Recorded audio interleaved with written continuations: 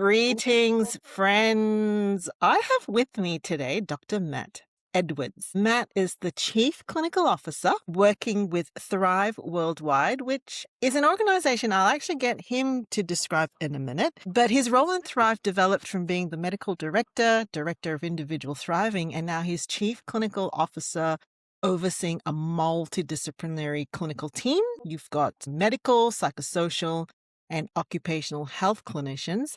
And essentially, you see a very global population. Welcome, Matt. Thank you very much. Nice to see you there. Before I ask you about Thrive, where are you dialing in from? Which part of the world? So I'm from the UK in the southeast of England, about sort of 45 minutes from London. So sort of heading towards the Kent coast. And did you always want to be a medical practitioner? Not really. I think I wanted to be a professional football player or soccer player, I think you call it. My dad was a doctor, and I always had the question when I was growing up, do you want to be a doctor like your dad? And I suppose my instant sort of child rebellion was like, absolutely not, no. But then as school went on, the courses that I chose, the subjects that I chose were certainly geared towards medicine, and I always had that sort of desire to want to help people. I think it was a choice between law and medicine at one point, and my subjects were biology, chemistry, and maths. So it was definitely medicine was the direction of travel. So yeah. I did not know that you wanted to be a professional soccer player. Yeah. That never came up when we met at the common table. No, yeah, that was my childhood sort of dream. And tell us a little bit about Thrive Worldwide. Yeah, so Thrive Worldwide has been in existence for about eight years now, and we work with basically any organisations that are how we would term, trying to make the world a better place.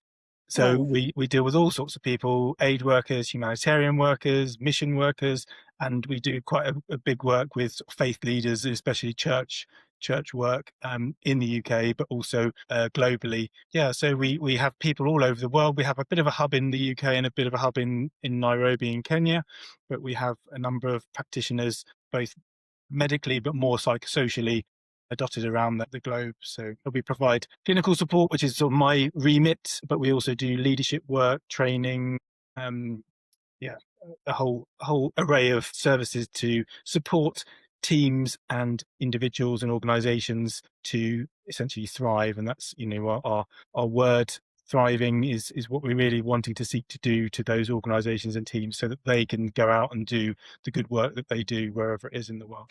So my imagination takes me to thinking that some of these individual workers, they would be humanitarian aid workers, expatriates. The Yes, people that we am I on the right support, track?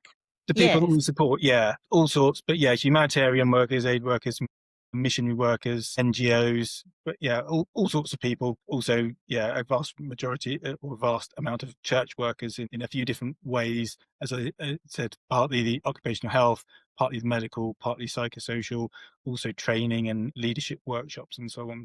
Yeah, there's a lot of support that we offer. We just unpack those areas. So I think we can understand the medical component. What is it about the psychosocial component? So if we focus on the church bit, then we are involved in some organizations from the very beginning of their vocation. So actually the discernment process for a couple of big church denominations, we're involved in supporting them in that. And part of that is doing sort of like a psychological resilience profile where we'll talk with them and go through sort of areas in their life that may show possible risks for future ministry, but also areas of strength. So you're trying to give advice for the individual, but also the organization that's looking to sort of train them up to say this is how you can support them to do well. And occasionally it may be that actually this may not be the right time for you because of whatever reason. So in that early stage we're involved then.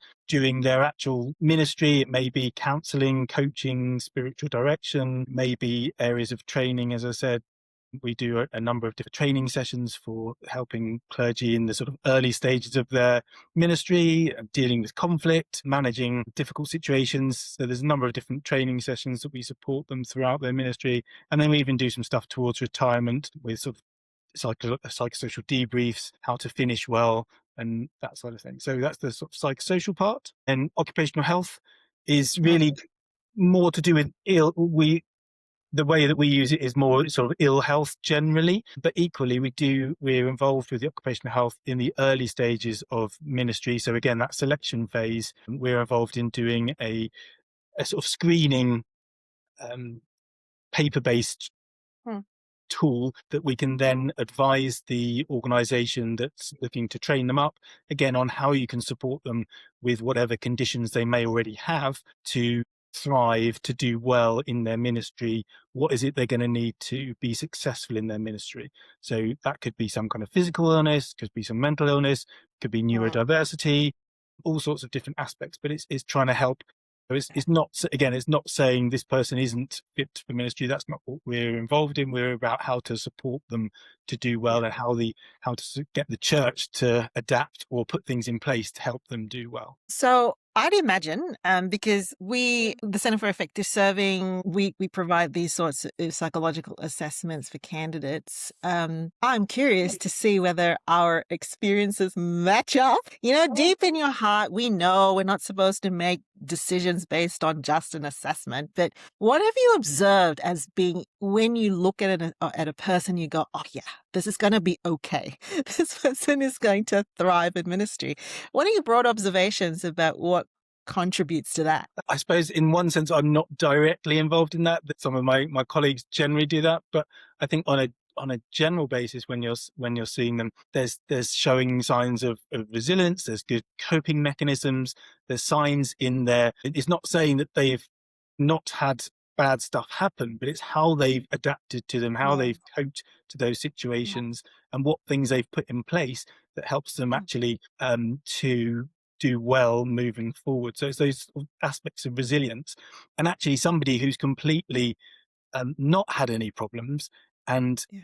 almost denies the existence of any problems is almost more of a worry than Yeah. people who are very aware of themselves. So it's that Mm. sort of not being very self-aware is almost more of an alarm bell than yeah, people who are very self-aware.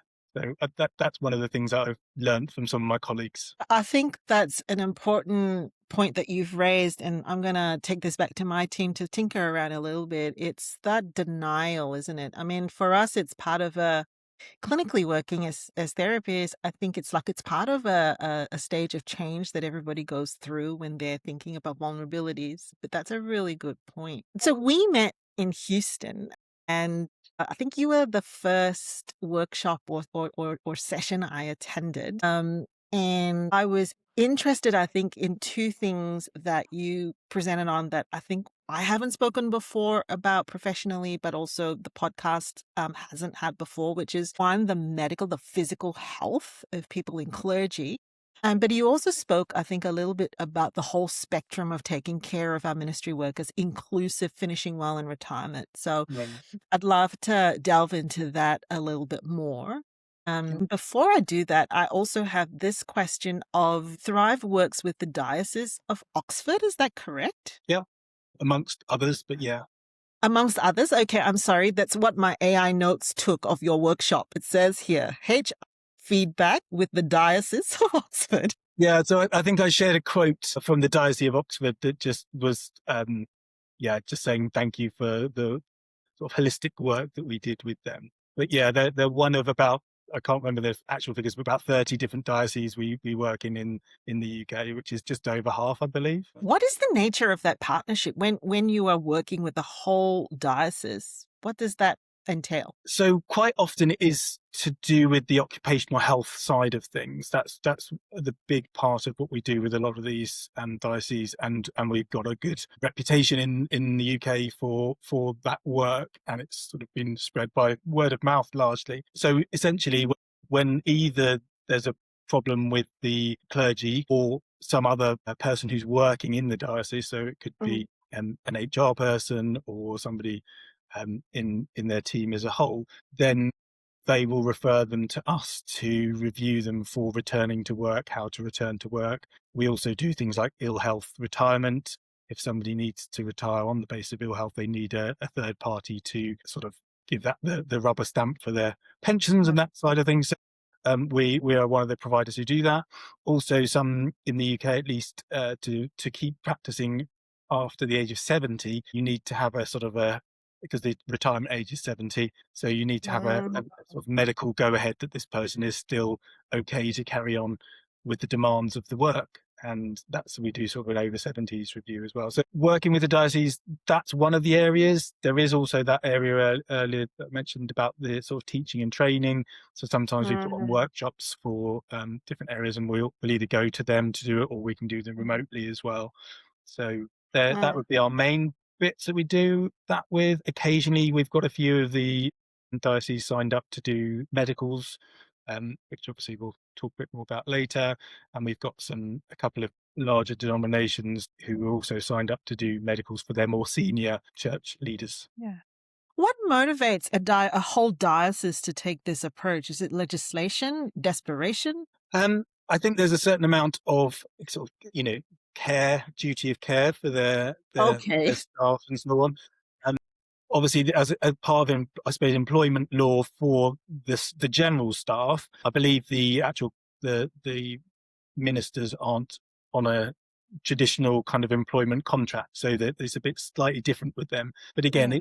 it's wanting to do the best for everyone who's working together for the common good, and they're Mm, wanting to look after them. So again, every different areas have got different budgets for these things. But again, if you're trying to keep somebody in work, or you're trying to support them through an illness or a condition or so on, then it's sort of money well spent. Okay, so let's talk about the medical observations you make of those of us who are in ministry. What do you see? So I think when I at the gathering that we met at, there was a few sort of simple statistics that we had from a cohort that I looked at this last year, and Mm, it it does show sort of similar conditions and problems that the general population have, possibly at slightly increased rate, I would say. But again, the cohort I was specifically looked at was slightly older. But even looking at the comparison to a similar age category, some of the areas did come up a little bit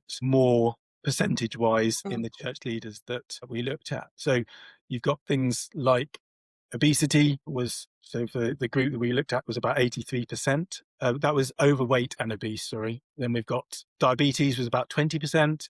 High cholesterol was about 70%. High blood pressure was about 50%. We had sort of ugh, mental health, stress related yeah, issues were around 30%. yeah. Um, so there's a lot of sort of non-communicable conditions there that aren't necessarily particularly a consequence necessarily of the role, but are Mm, things that actually you still need to you bear in mind. They could shorten your mm, ministry. They could certainly mm, affect your ministry, and either catching these things earlier will allow you to sort of manage them and treat them better, or yeah, maybe stop something happening at all. What do I notice generally with this kind of group of people who are mm, a real vocation, who are about serving others, they mm, tend to neglect their own self-care somewhat. mm, And that's not everybody by any stretch of the imagination. And there is not all aspects of their self-care, but certainly physically, we do tend to mm. see that there is a bit of a neglect there because they're so focused on looking after everyone else and because of the demands of the role, I suppose. In the same room with us was David Eagle, who tapped me on the shoulder and he said he had US stats about prevalence, and he Yeah. confirmed that in their cohort, North Carolina, they certainly would agree that the medical burden or the medical diseases of clergy are worse than the general population. Mm. Aside from, and I don't mean to dismiss it because I think it is true. I've noticed that our clients just don't think about their medical appointments. Sometimes cost is an issue as well. If you've got a stipend that's challenging, you prioritize maybe sending your family, your kids, and hope that you can do some exercise and eat a little bit better and you'll be fine. So I do think there are general issues of time and a mindset around physical health. But is it the role of ministry also that contributes to that, do you think? I definitely think there's aspects of the role that do that. Uh, Depends on, again, there's individuals and there's different things, but I think it is a more there's less chance to do exercise. Maybe Yeah. that's in terms of Mm, the role, but also the time constraints. If you think of it, one of a sort of classic view of a vicar going to a parishioner's house, and there's mm, that phrase of more tea vicar, the tea and cake kind of scenario.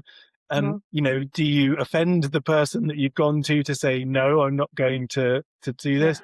Or do you, Yeah. yeah, do you take part? I spoke to a vicar just, I think it was 2 weeks ago, and I think he admitted to drinking up to sort of 12 cups of tea a day, and that's part of his, Mm, daily routine. Maybe it's meeting with other people, it's the social aspects of it, but that's quite a lot of caffeine to intake in a day. But it's yeah. So I think there's the role in terms of what's involved, but there's also the role mm, in terms of the toll that it mm, takes on the church leader, because it is a demanding role. It mm, is a vocation, so they're giving their all to it. mm, I remember hearing one of the talkers at the conference saying it's a high stakes role as well. mm, You're mm, thinking your role is partly of eternal significance to the people that you're serving and looking yeah. after.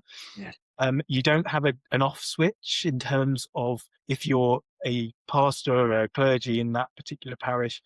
Most of them are sort of you're Mm, available 24 hours a day, 7 days a week, and unless you take yourself out of that situation, like physically. And I've had some, that's what they do. They have somewhere to go, that they go away for a weekend or something, so mm, people can't mm, just knock on the door and so on.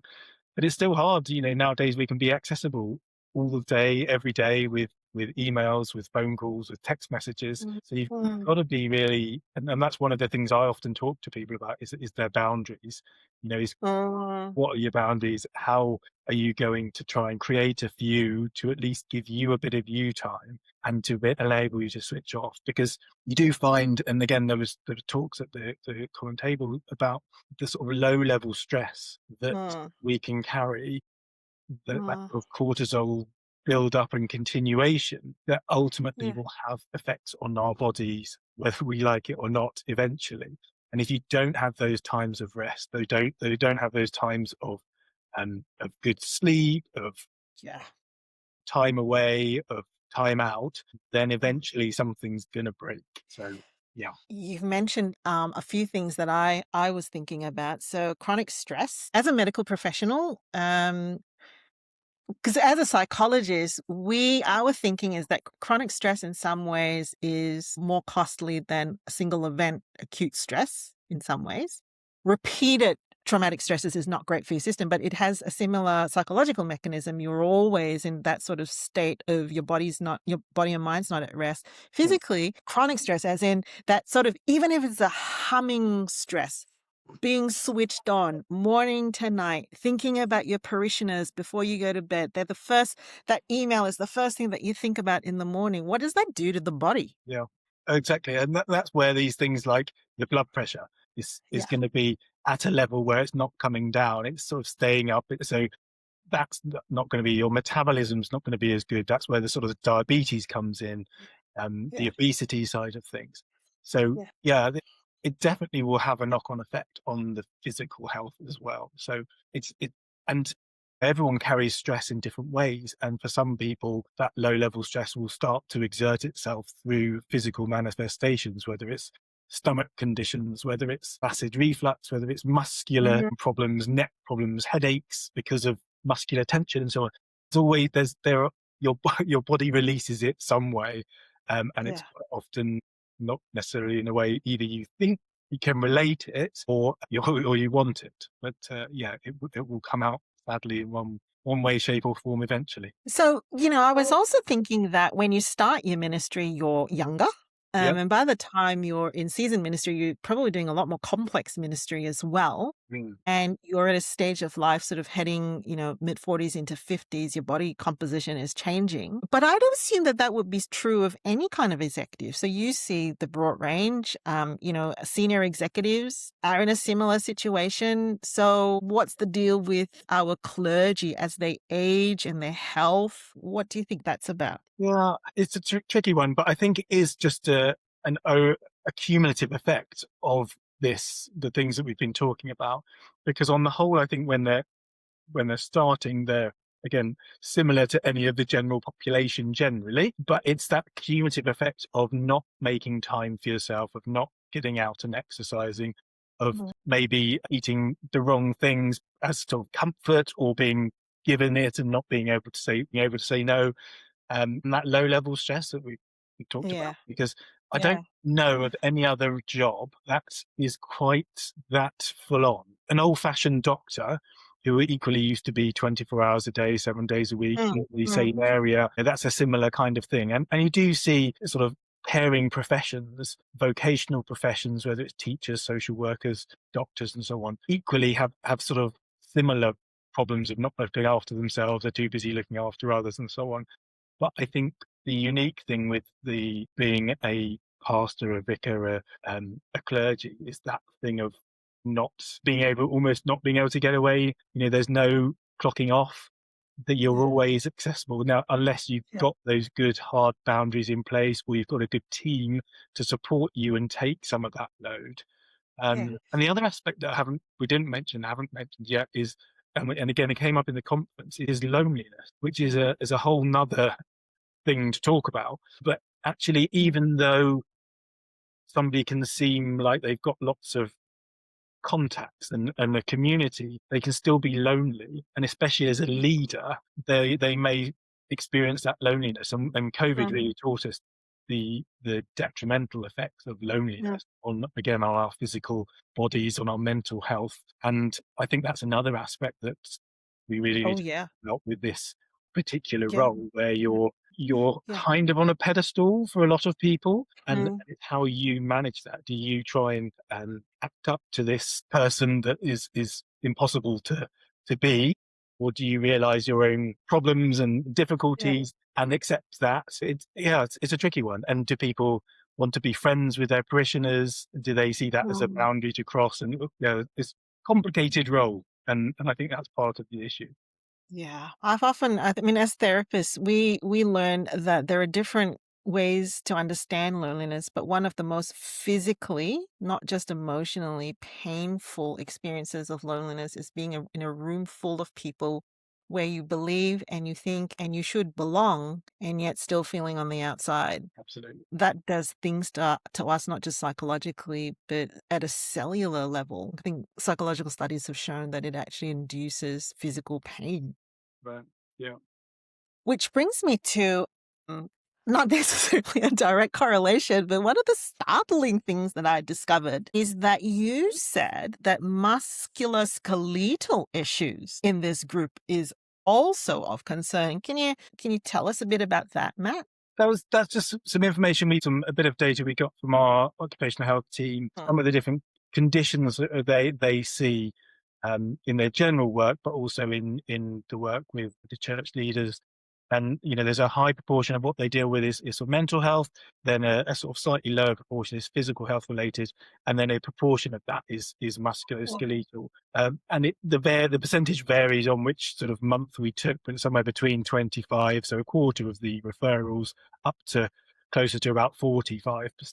Somewhere mm, between a quarter and maybe up to a half had some kind of musculoskeletal element, which is interesting. Talking with my colleagues, it didn't really seem to be any major issue from a role perspective mm, that mm, contributed or caused it any mm, different to any other profession mm, that perhaps we mm, deal with. But I suppose it potentially comes down to, again, if you've got issues like overweight and obesity, that's going to have an impact on joints. If you've got some of these other conditions, again, diabetes can affect joints and so on. So that may mm, have a knock mm, on effect. And then you've got the general bits of wear and tear and sitting down, maybe sitting in an office that hasn't had a proper ergonomic assessment, so that you're getting some repetitive strain injuries, your back's not right because you're in the wrong chair, your seat, mm, your desk position, your laptop's not right, your mouse and so on. And especially nowadays, again, in the last 5 years since COVID, so much more is done online now and on the desk that maybe mm, wasn't done in the same way mm, prior to COVID. mm. Yeah. So we're talking back pain, neck, shoulder, headaches, even maybe? Yeah. So that, I suppose, that would probably come on more under physical, but it's all certainly the shoulders, arms, is all related Mm, to headaches, or mm, can be, because of that muscular tension you then get in that part of your neck that then can give mm. absolutely headaches. Migraines can all be related to that. Okay, so one aspect is maybe the setup of how we're doing our work. I agree with you. So, as a small business owner, I have to do a work health safety ergonomics checklist on for all my employees. They have a right to actually say, I'm not comfortable with the way my desk is set up. I mean, it's embedded into our processes, but I don't think that we have a similar thought for our people working in church offices or working from their bedrooms sometimes because they're Yeah, working from home. There's a fair amount, I think, too, of movement, wear and tear on ministry workers. They're meeting in food courts. They're driving. Sometimes they're taking public transport.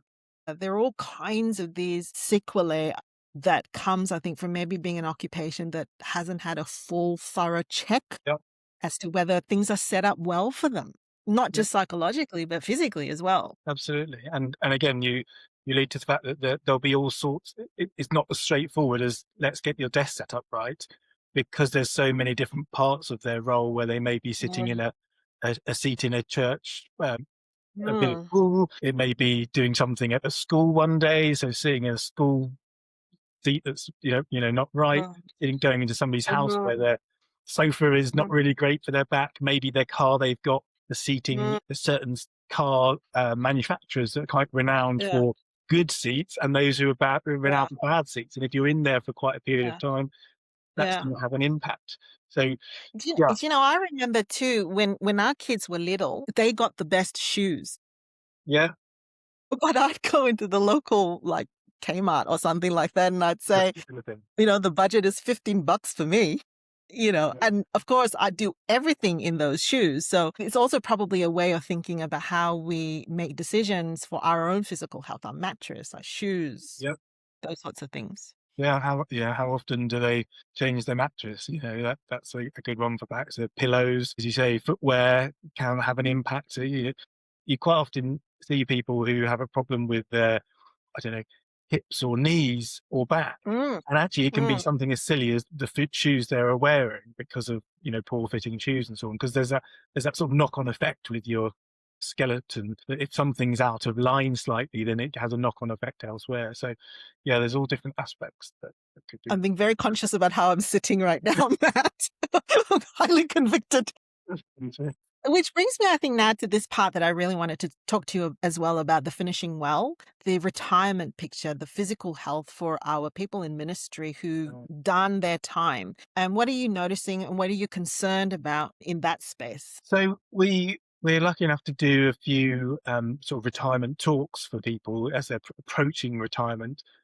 My mum's actually a vicar, and she's involved in helping the clergy in her area in their retirements. They have like a couple of days to go through various things, pensions and so on. But they've had this physical health talk as well that myself and my colleague has done over the last few years. And so it's just an opportunity to talk to them about some of the problems of physical health as we get older. Some of the important things, that's either screening tests that are available, or vaccinations that actually are available Mm, in the UK, like shingles and pneumococcal mm, vaccine and flu and different things that are available at different ages, screening for aneurysms, bowel cancer, breast cancer, and so on, that are all available at different stages. And it's encouraging people to make sure they're doing those things if they haven't already. Also giving them some awareness. Again, often people aren't aware of what actually is available for them. So mm, that's really important. But equally, the one of the key things we talk about is that whole thing of your role, and it's you've had this role that is your identity for the last however many years, and it's learning to be kind to yourself in this time of transition and to have a bit of a plan for it. I think one of the things I notice as a doctor, and it's more anecdotal than anything particularly of scientific value, but it's people who sort of stop hard quite often struggle in their retirement and physically, and sometimes sort of seem to have a premature early death because for whatever reason something's happened that they've gone from having this role, this identity, this focus to nothing. And mm, that's not healthy. So it's Mm. looking at what for you. For some people, a hard stop is actually okay, and they've got other things in place. But what is it for you that is going to help you manage this transition well? Are you going to take a slow, reduce your hours? Are you going to do a little bit of something to keep you busy for a period of time, 6 months or something? What's your plan? What's your idea? So really, and then really it's just a case of, okay, you've got to this stage, whatever conditions you've got, try and manage them well. Let's try and give you a long retirement. And yeah, and if you haven't got anything, great, amazing. Let's try and keep you in that way. So again, it's reminding people of the simple things of eating well, of exercise, all the general health things. Get your blood pressure checked, get your blood sugars checked, get your cholesterol checked. Know what's important for your health in this stage of life. Totally. Because I actually haven't looked at any stats on this, but anecdotally from the practice, I can tell when someone walks into our practice whether they were a career ministry or missionary person. If they're an elderly person, like they may be coming in for grief or coping with the death of a loved one. But as soon as they enter, I can say this person has been in career ministry, and largely it's the sort of you can almost see them in comparison to this sounds horrible because psychologists shouldn't compare, but physically how they look. And I'm not talking about weight. I'm just talking about their skin, the level of being run down in their body. I've noticed it. So I thought when you mentioned it and that it was an important thing to attend to. Do you think that I've got a few questions to follow up and then we'll finish. Do you Well, think that that's part of the responsibility of caring well for our ministry workers that, you can leave the ministry and sort of so-called retire, but then I've often found that for ministry workers, because they're lonely, they have been sort of isolated from family and care networks. They kind of have to make sense of how to care for themselves. Do you think there's a different way, or maybe you're seeing a different way? I think it is quite easy for a church or an organization to sort of wave that person goodbye, and that's it when that's done. I think Mm. there's a real place for that sort of, as long as it's obviously a planned retirement, for the year to 2 years before, to be really planning to do it well. Again, we offer a sort of psychological debrief for people to again think about their life, their ministry, what have they done well, what are they Mm. pleased about, what are they looking forward to focus on that sort of mental health side of things. I think it I think it's important just to support them and help them in that transition before you Mm. get to it, and not that it's just left till this is the date that they're due to move out. Right, let's get them out of the vicarage, or what have you, and we need to find, we've got our 6 months or however long it is to find our next vicar. Mm. Yeah, I think there's a real, again, it A comes down to almost transition. duty of care, but this person has invested their life into this ministry for however Yeah. long. It's Yeah. almost Yeah. like honouring them for what they've done Love that. Mm. to help them in that stage. On that honoring bit, what would you say then to, let's say, our ministry families who've retired and they go to local congregations? You've just caused me to think about another point, which is sometimes you can be in a local congregation and people don't want to burden you some more when you've retired. Like, let's not get them involved. Yeah, But conversely, there could be an advantage of asking yeah, them how they would like to continue their ministry. Because you were saying that, retirement is like it's a crash of identity as well, probably even more significant when you've been in ministry and your acts of service are wrapped around your formation of who you are in Jesus and who you are to his people. So maybe there's also an element of recognizing that if you've got people in your congregation who have so-called retired, that they're actually still needing our care and attention. yeah. You do find, especially if you've got a church where there's only one leader, as it were, they will often make use of people who are in the parish, the church, who have been leaders before. And I think that's when it really works well for everyone. It takes the pressure off the leader because they've got some support. It keeps the people who are, again, as you say, retired, but again, this is a vocation. This is who they are, Uh-huh. and able to take part in some bits, but without that responsibility, that overarching 24/7 responsibility.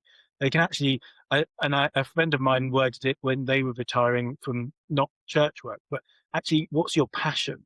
Do passion projects, and that could be maybe you love the speaking, you love the preaching. Focus on that. Maybe you love the small group connections, and focus on a bereavement group, focus on a young Mm, person's group or an over 50s group, whatever it is. What's your passion, and work on those mm, passions. And one would hope that you will discuss that.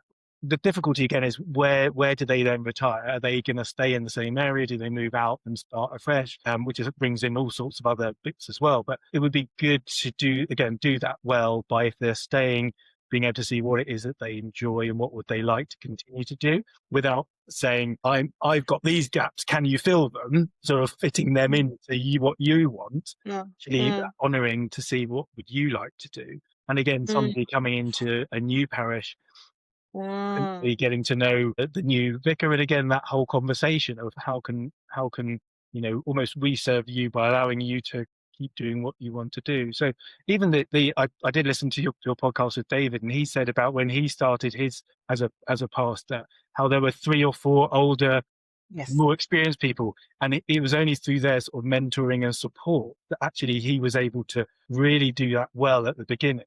And Yeah. it's being there to support the new person in, or it's you being able to take a bit of that pressure and burden off them, to allow them the space to have a day off, or have a time off preaching, or what have you. So I think it goes both ways. It will benefit the new people, and it will benefit the individual who's retiring. Just to finish up, if there was one thing as a medical doctor Yeah. who's seen a lot of these lives, if there's one thing you'd love to say to someone about their medical, physical health who's in ministry, what would you say? It might sound corny, but it's the whole thing of self-care isn't selfish. That's kind of a bit of my motto. I really think it's important to look after yourself and your well-being. If you want a long ministry to impact most people, have the most impact for the kingdom, you need to look after yourself, because it's only if you're well and thriving and so on that you're going to have that longevity of your ministry, or at least give yourself the best chance to. So yeah, it's self-care isn't selfish, and it's the whole thing of your body, to coin the biblical phrase, your body's the temple of the Holy Spirit, so look after it, really look after that vessel, so that the Holy Spirit can do its work throughout your lifetime. Thank you so much, Matt, for spending time with me all the way from the UK.